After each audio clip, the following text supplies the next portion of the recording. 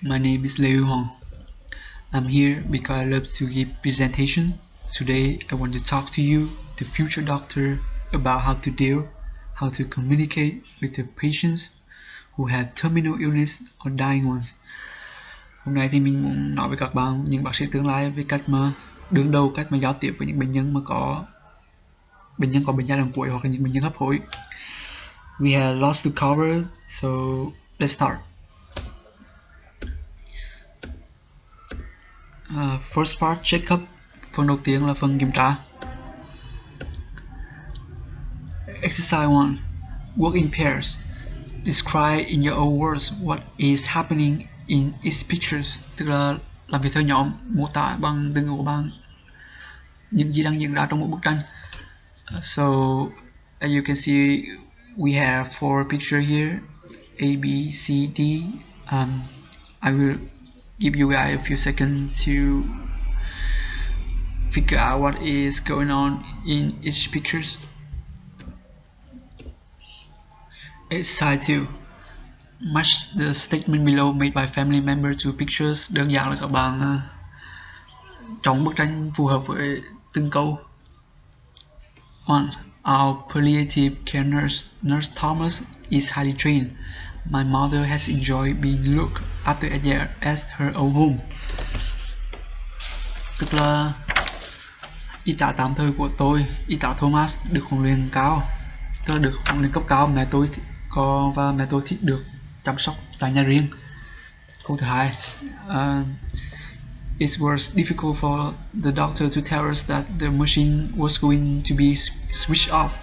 It was our son's wish and he is helping other people to lie. Tức là thật khó cho bác sĩ để mà nói với chúng tôi rằng cái máy sẽ bị tắt. Đó là ước muốn của con trai chúng tôi và cô bé đang giúp những người khác sống. 3. I don't know what we would do without the help of the staff at the pain clinic.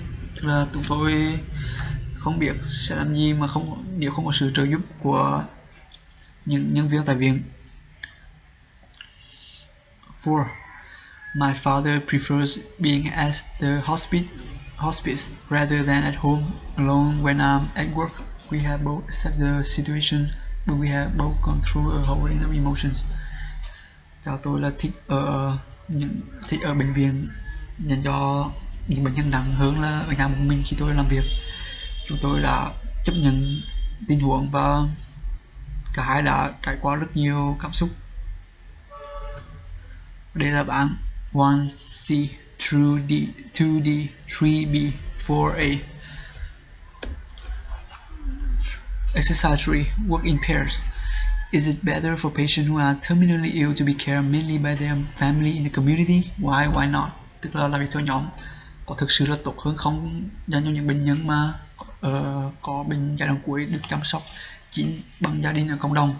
Tại sao không? Để trả lời câu trả lời, this is our answer because they will be comfortable in their home, avoid infection of pathogen, convenient for taking care of patient. Tức là họ sẽ thoải mái hơn khi ở nhà, tránh được việc sự lây nhiễm của, cũng như là thuận tiện hơn cho việc chăm sóc người bệnh nhân. Exercise 4. What is a function of a pain clinic?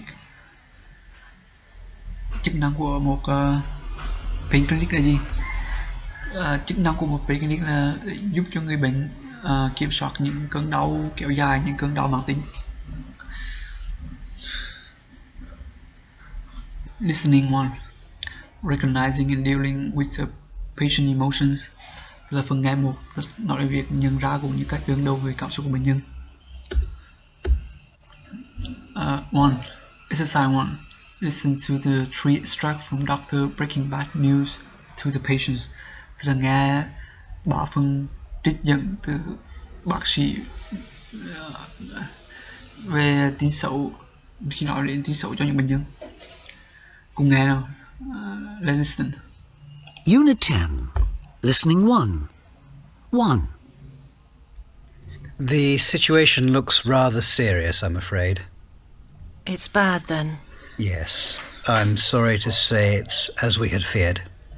It's not what I wanted to hear, but I suppose I knew it all along. It's difficult to come to terms with it, but I just have to accept it. Would you like me to get you anything? A cup of tea? I'd rather have some water. 2. The results of the test have come back. Would you like to have someone with you at the moment? No, not really. I'd rather you gave me the results on my own. I'm afraid the news is not as good as we had hoped. It shows that the lump has got some harmful cells. I just can't believe this is happening to me. It's just not possible. There must be a mistake. It's not easy to come to terms with this, but I'm afraid the results are correct. 3. How are you today? A bit anxious about the results, but otherwise okay.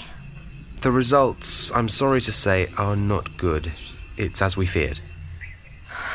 I'm completely devastated. What am I going to do? Who's going to look after the children? It's very upsetting. Would you like us to stop for a moment? Or can I get you anything? I'd like to be on my own for a little while, if that's okay.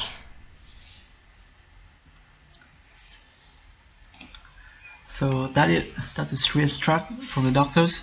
So after hearing it, they are to exercise for you to finish. Exercise 2 and 3. To exercise is in your textbook, so I will give you guys a few minutes to finish this.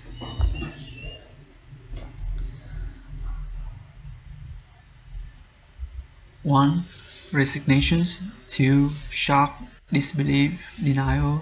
3. Shock, panic. And this is your answer for exercise 3. Vocabulary. Phần từ vựng. 1. Exercise 1. Match the words with their meaning. As you can see on the left side there are 7 words, and on the right side there are 7 meanings. So 1. Shocks is surprise, being stunned, tức là ngạc nhiên và bị choáng. 2. Disbelief is not believing something, tức là hoài nghi, tức là không tin tưởng một điều gì đó. Resignations, tức là sự cam chịu, tức là chấp nhận một tình huống xấu. Acceptance of a bad situation. Numbness, tê liệt, tức là không cảm thấy bất cứ thứ gì khác. Not being able to feel anything at all. Isolations, separations, loneliness, tức là sự tách biệt, biệt lập. Panic, tức là hoảng loạn, mất kiểm soát. Denial, tức là phủ nhận, tức là từ chối để chấp nhận một thứ gì đó. Hoàn thành những câu như vậy. Bài tập trước thì các bạn thấy được 7 từ và các bạn điền những từ đó vào những khoảng trống ở những câu này.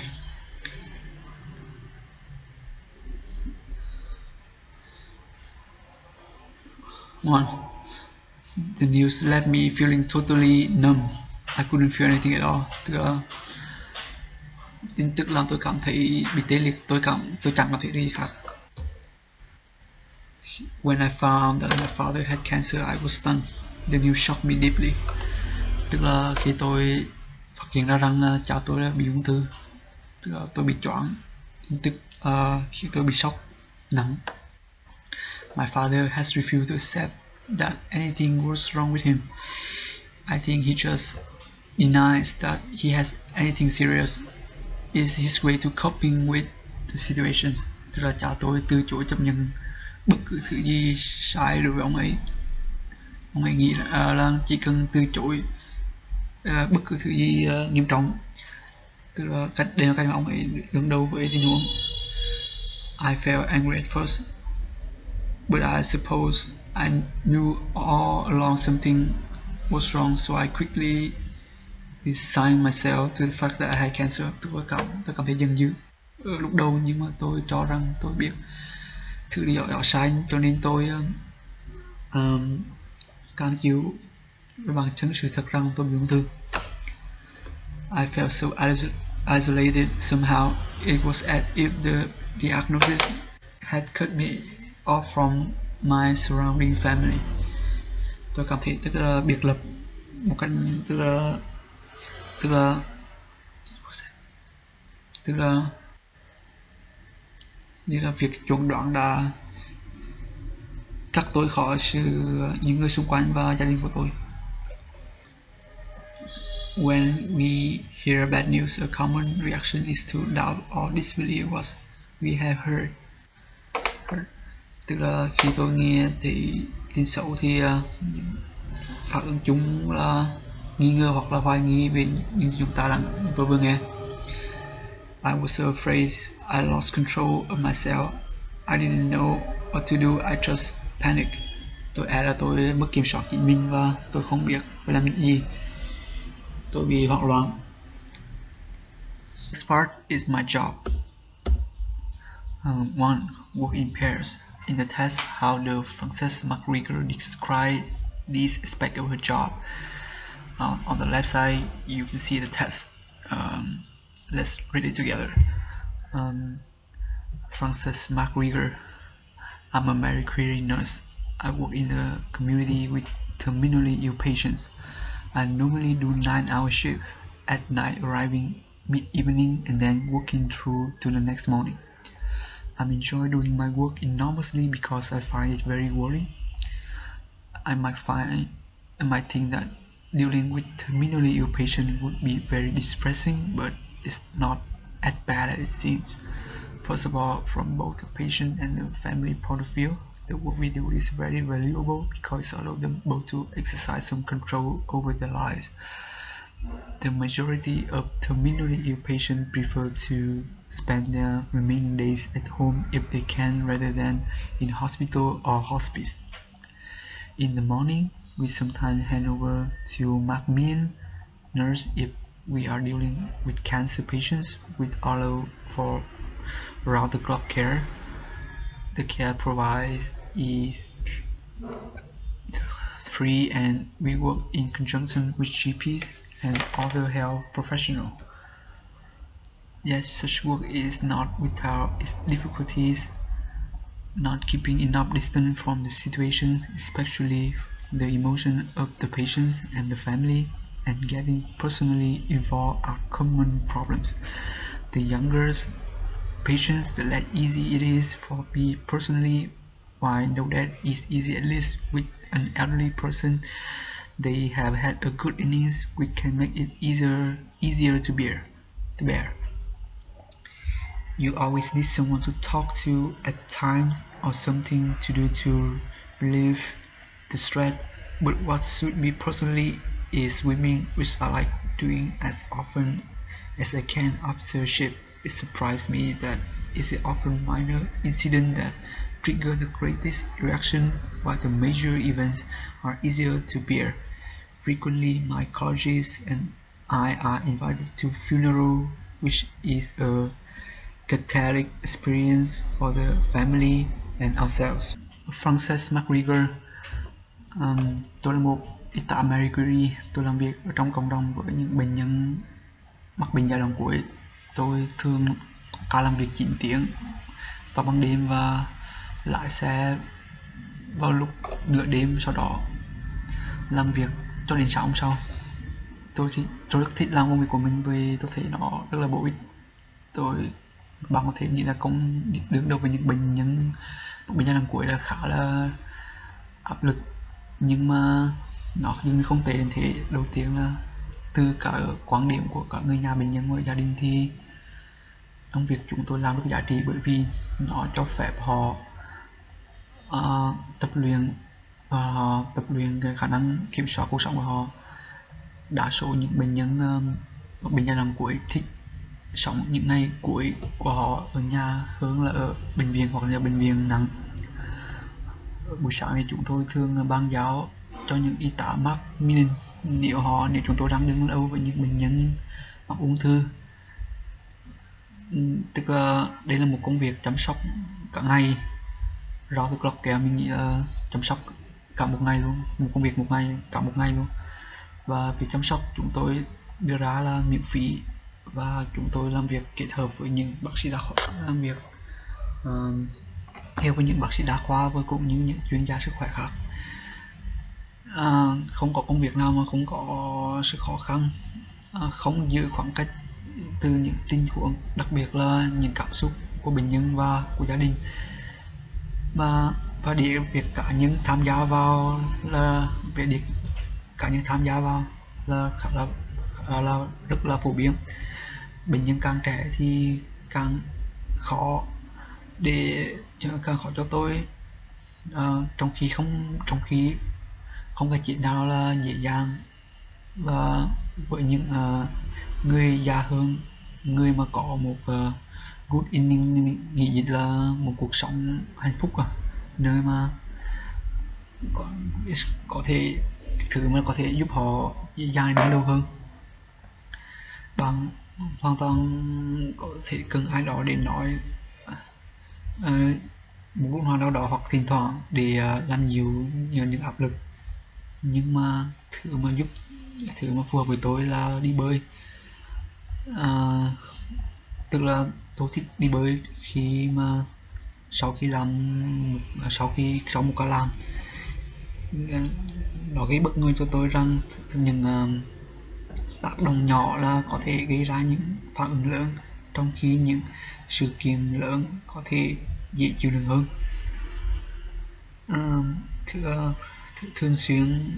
Một cách thường xuyên thì những bạn học đại học của tôi là được mời đến những đám tang, đây là một trải nghiệm cathartic for the family and ourselves. Cathartic là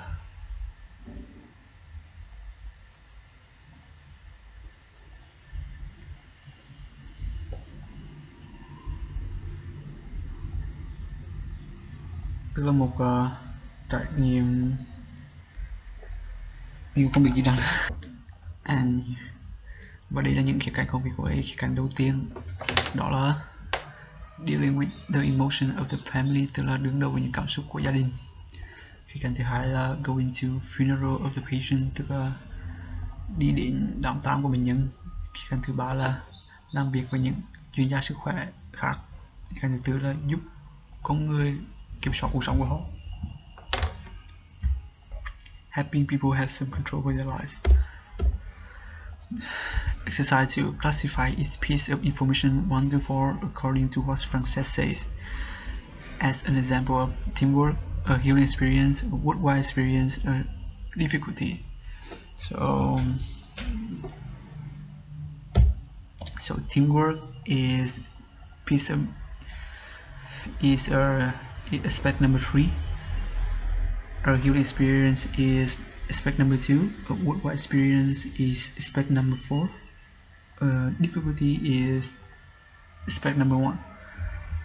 Tức là làm việc nhóm là khía cạnh thứ ba, một trải nghiệm hồi phục, một trải nghiệm chữa trị là ở khía cạnh số 2, một trải nghiệm đáng giá là ở khía cạnh thứ tư, và sự khó khăn là ở khía cạnh đầu tiên. Exercise 3.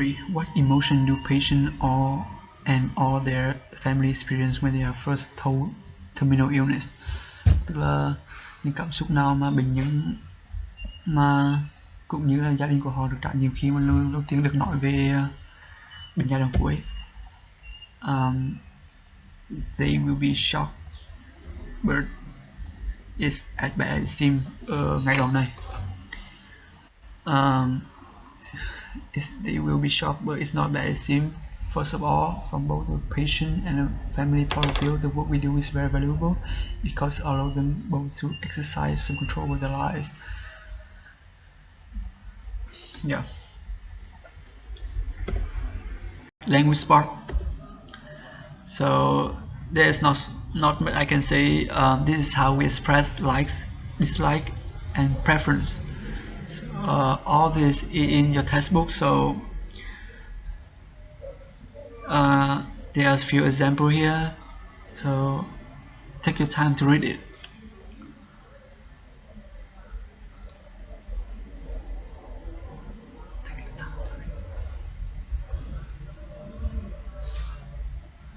So this is some exercise for you. 1. Work in pairs. Put the verb into correct form in these sentences. Some may have more than one possible answer. 1. Mrs. Jones prefer be in her own home rather than the hospital. So be become being. Would you like spend time abroad over the next few years? Spend become to spend. 3. I hate live at the hospital. Live become to live. 4. He likes to go to respite home this weekend. Go become to go. 5.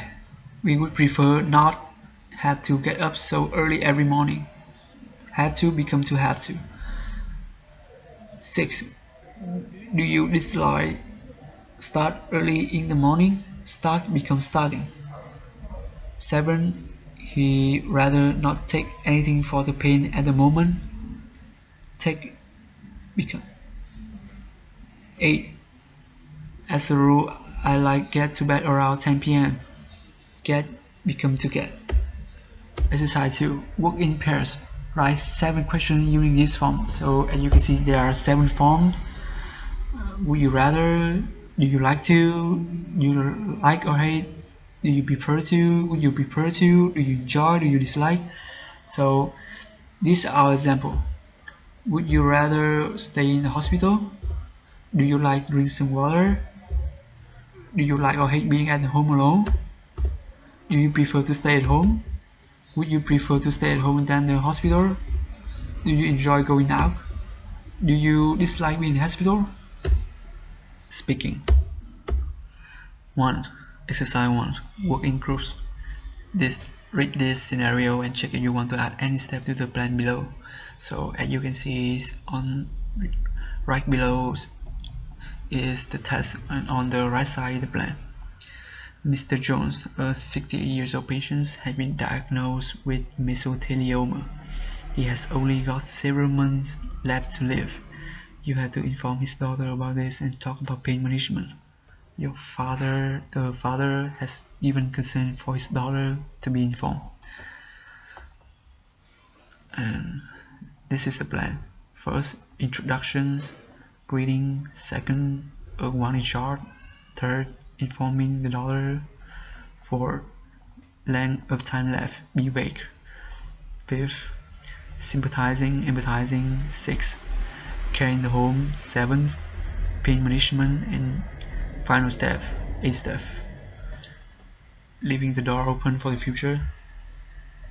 Ông John, một bệnh nhân 68 tuổi, chẩn đoán là mắc bệnh ung thư trung biểu mô. Ông ấy chỉ còn vài tháng để sống.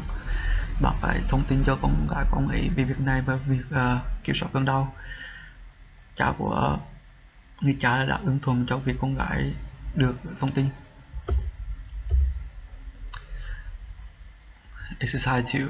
Look at the pictures and decide how would you react to a patient daughter crying. So this is our reactions, and this might be the proper way to react to this kind of situations. You might need to stay silent, to say some comforting words, to offer a tissue, to offer stop for a minute. Tức là bạn có thể giữ yên lặng hoặc là nói những câu an ủi, đưa cho người đó một khăn giấy hoặc là dừng lại một chút. So any step you want to add to the plan? No? Exercise 3. Decide which of these you think the patient's doctor might say and when they fit in the plans. This is a possible answer. Informing the daughter and son, tức là thông tin cho người con gái. 1. You don't really know what mesothelioma is, tức là bạn không thực sự biết ung thư trung biểu mô là gì. 2. Bạn nghĩ well, I thought it might happen like this, tức là tôi nghĩ là chuyện có thể diễn ra như thế này. 8. Thank you for asking, doctor, but I'd rather you continue.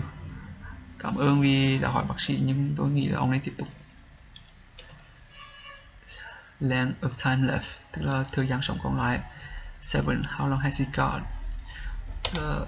Ông ấy còn bao nhiêu thời gian? Sympathizing, empathizing, an ủi. 9. Yes, it's very difficult. I just didn't think it would make me feel so lonely. Tức là điều này rất là khó khăn, nhưng tôi không nghĩ là điều này làm tôi cảm thấy cô đơn. Care in the home, tức là việc chăm sóc ở nhà. 3. He hates being in hospital, tức là ông ấy ghét ở bệnh viện. 4. He would rather be at home, ông ấy thích ở nhà hơn. 5. He would to look after him at home. 10. What about nursing help at home, tức là việc chăm sóc ở nhà. Pain management là kiểm soát cơn đau. 6. Is there anything you can give him for the pain, tức là bạn có thể đưa cho ông ấy một thứ gì đó để giảm đau hay không. 4. Use the checklist on the page 120. Choose 5 criteria for giving feedback. So this is our 5 criteria for giving feedback, including sincerity, empathy, emotion, truth, and complexity. 5. Work in pairs. Take turn roles playing the doctor and the patient daughter. So làm việc theo nhóm và động vai người bác sĩ và người con gái của bệnh nhân. The doctors. It's really hard to tell you this, but I'm afraid that the result is correct. Your mom's having liver cancer, which has spread. The doctor is very sad, but we are trying our best to keep her alive as long as possible. The family should give her strength, faith about something more precious. This is not the end. The daughter, I do not even know what to say. This is such a bad news. The doctors, I know, but the sorrow atmosphere could make it worse. You and your mom must not lose your own faith. Reading. 1. Work in pairs. The text beside describes a process for breaking bad news to patients. Using your own knowledge and experience, decide what you think the main step might be. It's a pretty long test, so I'll give you guys a few minutes to read it. Breaking bad news.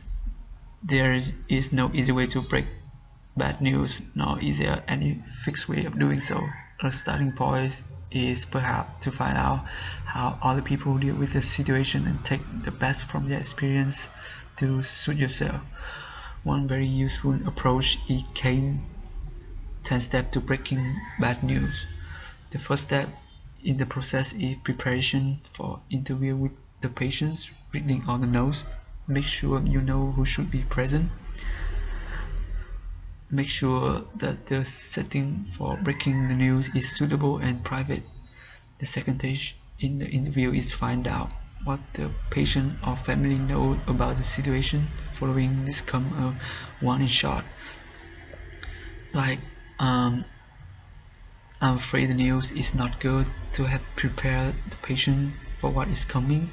The fourth step is denial with the patient, controlling the situation by amount of information she wants to be given. Next come any further explanation, checking the patient understand using simple diagram and simple language. The patient may be afraid of asking for more information, so ask gently if you think they would like you to give more. And then the seventh step is to listen to the patient concern, physical or emotional health, or to social or spiritual issue. The next step is to allow the patient to express their feelings. This may be the key phase in the interview from the patient point of view.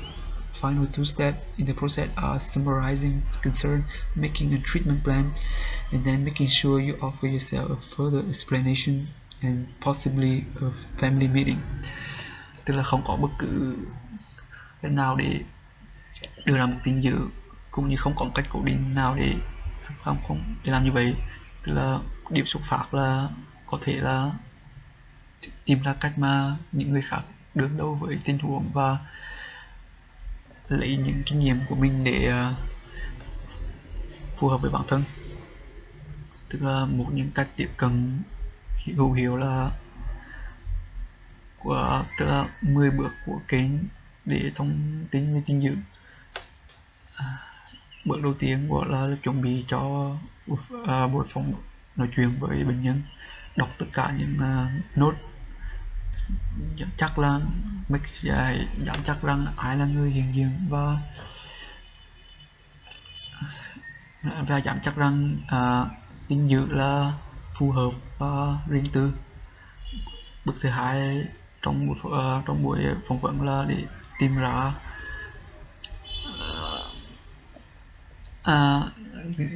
ra rằng bệnh nhân và gia đình biết về tình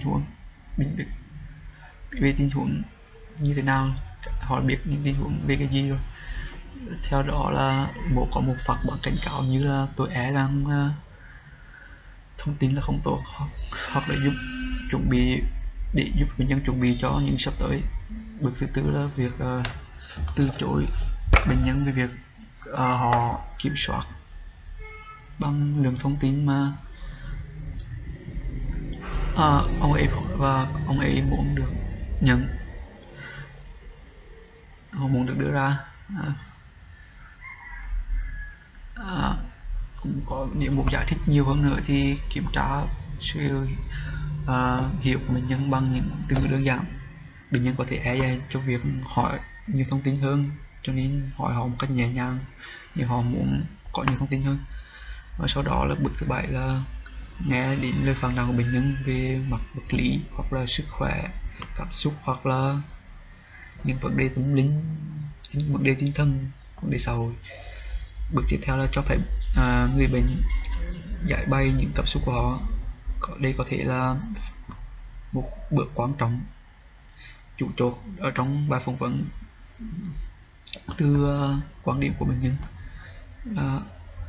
Hai bước cuối trong quá trình này là tóm tắt lại những phàn nàn cũng như đưa ra một phương án chữa trị, cũng như là bằng chắc rằng cũng đưa ra cho bản thân sự giải thích xa hơn, cũng như là một có thể là gặp mặt gia đình. So I think these are the 4 main steps. First, read all the notes, the whole case, then you must choose the right person who will receive the breaking news. Second, you find out how you should tell about the patient, about the situation, and then tell them gently. Do not do it too sincerely, but not casually. Third, if the patient accepted the situation, that was fine. Keep listening to them. If they did not, you should explain the situation with simple, understandable words. You should always listen to their expression, their questions, and answer them well. Đây là 4 bước chính mình nghĩ là mình trích ra được từ bài đọc, mà mình rút ra được từ bài đọc. So exercise 3, make a list of the 10 steps. So the first steps, preparation for the interview with the patient, tức là chuẩn bị cho việc bài phỏng vấn với bệnh nhân. The second step is finding out what the patient or family knows about the situation, tức là tìm ra những gì mà bệnh nhân hoặc gia đình biết về tình huống. Third step, a warning shot to prepare them for what is coming, tức là một phản ứng cảnh cáo để chuẩn bị họ những gì sắp tới. For denial, the patient controlling the situation by amount of information she wants to be given, tức là phủ nhận việc bệnh nhân kiểm soát tình huống bằng một lượng thông tin mà anh ấy hoặc cô ấy muốn được đưa ra.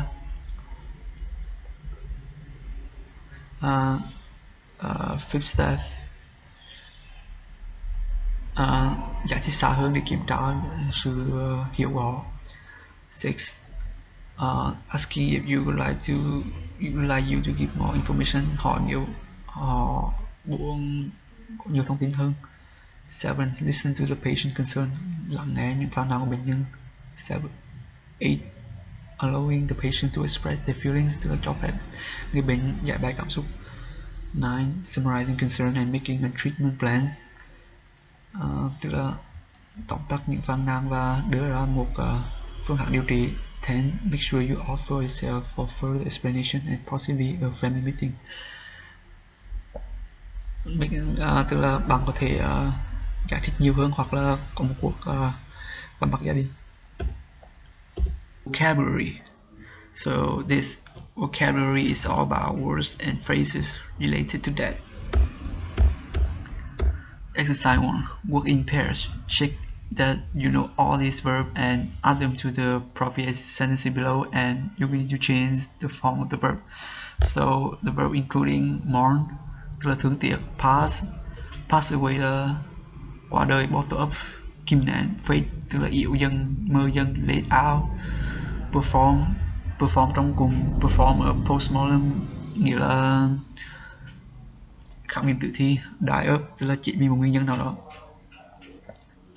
Use this verb in the correct form and complete the sentence.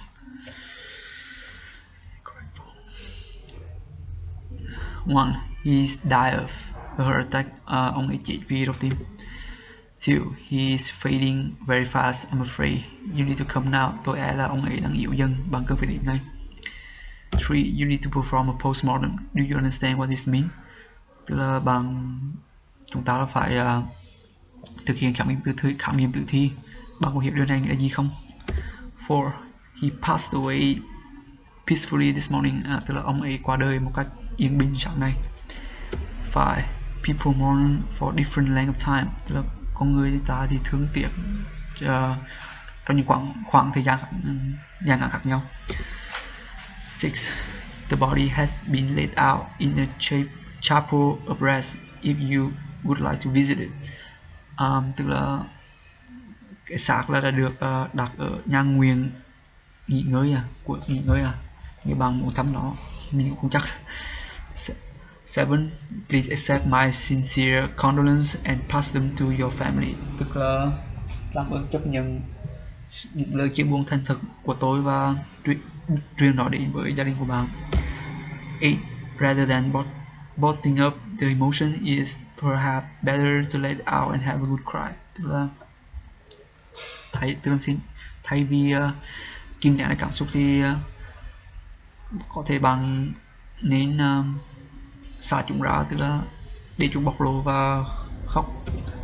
So exercise to find words in the sentence above with the same meaning as this word. So do is same meaning as perform, declines is fate, dies pass away. Give it has the same meaning as pass on. Surprise is bottle up. Sympathy, condolence. Autopsy has the same meaning as postmortem. Exercise 3. Complete this phrase using words and phrases made from and related to the word die. 1. After a person is dead, what ceremony will be held? 2. Traditionally, how long do people mourn after the death of a relative? When a person dies in your culture, is a dying patient usually looked after at when a person has died? Is it common to perform a postmortem? Exercise 4. Procedures surrounding death differ from culture to culture. Work in pairs. Ask each other the questions using the phrase above and develop your answer in your own way. Tức là những thông tục xung quanh cái chết là khác nhau, từ các văn hóa khác nhau thì khác nhau. Làm việc theo cặp, hỏi nhau những câu hỏi mà sử dụng các từ ngữ ở trên và trả lời câu hỏi theo cách riêng của bạn. So we have 3 pictures here. Is describe how people in Vietnam express their mourn. They like incense. They empathize with the family of the passed away one. You see a lot of flowers. So this is questions and the answer. One, after a person is dead, what ceremony will be held? So after a person passed away, there will be a funeral. People come and express their mourn, like incense, and empathize with the family of passed away one. Tức là khi một con người qua đời thì sẽ có một đám tang, con người đến và bộc lộ sự thương tiếc của họ, họ thắp hương và đồng cảm với gia đình của người đã khuất. Traditionally, how long do people mourn after the death of a relatives?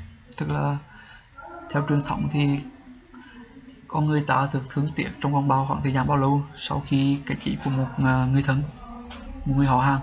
People usually mourn for about a week, but the loss stay forever. Tức là người ta thường thương tiếc cho khoảng một tuần, những sự mất mát và mãi mãi. But is a dying patient usually looked after at home or in hospital? Những người đang hấp hối thì họ thường được chăm sóc ở nhà hay là ở bệnh viện. Theo mình nghĩ thì họ thường sẽ được chăm sóc ở bệnh viện. Dying patient usually is looked after in the hospital maybe. 4.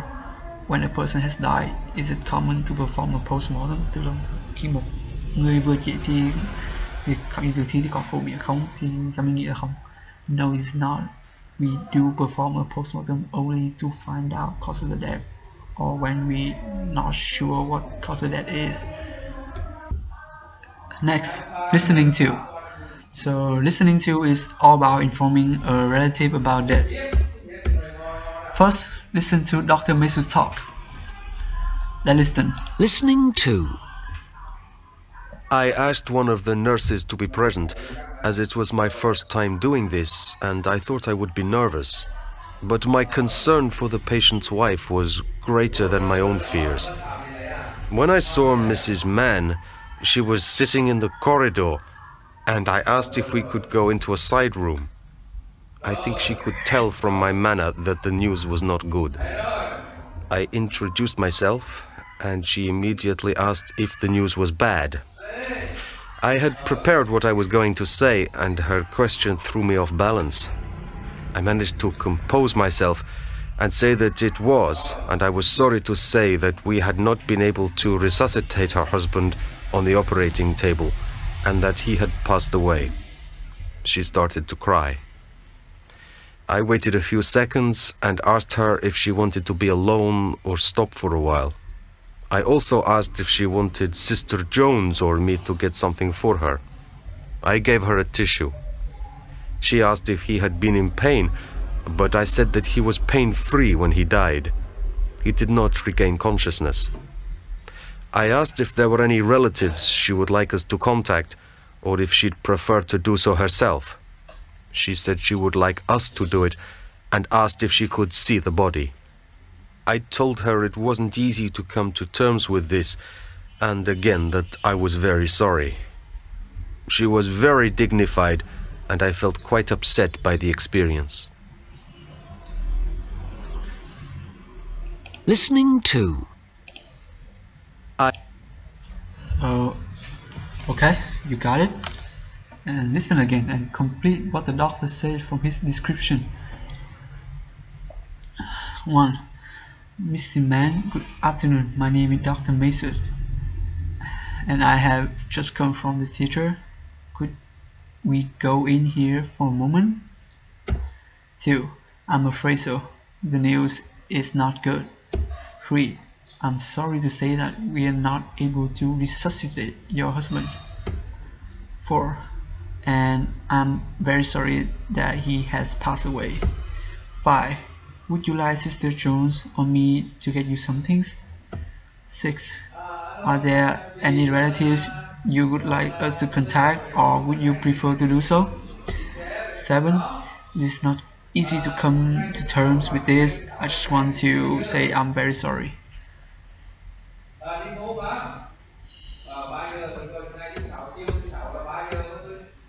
Writing. Prefer the coping mechanism, tức là những cách mà những cơ chế bằng cách mà ta đương đầu với áp lực, đừng có thích. 1. Make notes about activities you do and mechanism you use to take your mind off the emotional stress at work. Mention some you have tried and didn't like. Try to make your activities realistic and personal to you, which will help distinguish you from other people. Tức là làm những cái nốt về những hoạt động hoặc là những kỹ thuật mà bạn dùng để đưa đầu óc của bạn ra khỏi các cái stress cảm xúc khi làm việc. Đề cập đến một vài cách mà bạn là thứ mà bạn không thích. Cố gắng làm sao cho những hoạt động đó là thực tế và cá nhân đối với bạn, giúp bạn phân biệt bạn với những người khác. So this is my way to take my mind off the emotional stress at work. It's relaxing me. But yeah, physical, do some push-up, take many deep breaths. Tức là về mặt thể chất thì sẽ là hít đất hoặc là hít thở sâu nhiều lần. But mental, intellectual, try to empty your mind, combined with trying to exhale through nose and inhale through nose and exhale through mouth for about 20 times. And go shopping did not work. Tức là về mặt độ óc tinh thần thì cố gắng nằm trong đầu óc kết hợp với việc hít vào bằng mũi và thở ra bằng miệng khoảng 20 lần. Về mặt xã hội thì go to beach with my friends, together share the thought, try to talk as much as possible and stay away from social media for a while. Tức là đi ra biển với bạn, cùng nhau chia sẻ những suy nghĩ và cũng như là nói chuyện nhiều nhất có thể, cũng như là tránh xa khỏi social media, tức là những mạng xã hội. Exercise 3. On your own, write about 100 and 200 words reflecting on what activity you like doing in your spare time to help you relax. So this is my way to help me to relax. So everyone has their own way to do it, but this way really entertains me at house. So each person has their own way to relax, to overcome stress at work. In my spare time, I like to listen to music or watch movies. This way really entertain me. All my negative thoughts just go away. Some movie like Interstellar, Donnie Darko will blow your mind away. The acting, the script, the dialogues, the music, everything just so meaningful that you cannot take your eyes off it. You must focus on every single dialogue, every single little detail to fully understand the movie. So take a step to director imagination and you will leave your sorrow, your stress behind and stand up và deal with it with a new strength. Tức là mỗi người sẽ có một cách riêng để thư giãn cũng như vượt qua stress từ công việc. Ở thời gian rảnh thì mình thích xem nghe nhạc và xem phim, và những điều này thực sự giúp mình giải trí. Tất cả những suy nghĩ tiêu cực của mình biến mất. Một vài bộ phim như là Interstellar hoặc là Donnie Darko sẽ làm bạn nổ não, rồi diễn xuất, rồi kịch bản, rồi lời thoại, âm nhạc, là mọi thứ rất là đầy ý nghĩa mà bạn đến mức mà bạn không thể rơi mắt khỏi. Bạn phải tập trung vào những từng câu thoại một, từng chi tiết nhỏ một để có thể hiểu đầy đủ toàn bộ bộ phim. So yeah, thank you for your attentions, and special thanks to all the group mates who helped me to finish the handout, the presentations. Otherwise, it could be impossible.